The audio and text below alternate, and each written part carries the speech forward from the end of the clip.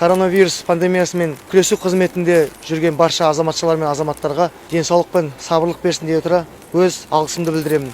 Мен де осы елдің азаматы ретінде болып жатқан жағдайға бей-жай қарамастан өз тарапымнан волонтерлармен бірге ауыр індетке шалдыққан адамдарға емдеу қызметінде жүрген абзал жандарға қолдау көрсетуді жөн көрдім. Ал енді дәл қазіргі сәтте дәрігерлерге еңбектері өте ауыр әрі маңызды. Сондықтан қауіпті жерде жүргеннен кейін иммунитетімізді көтеретін ішкі ағзаға пайдалы осындай заттарды сол кісілерге тапсыруға жөн көрдім.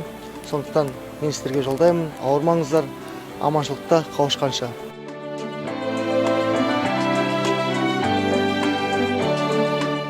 У нас сегодня акция, мы раздаем продовольственные продукты, состоящие из молочных продуктов.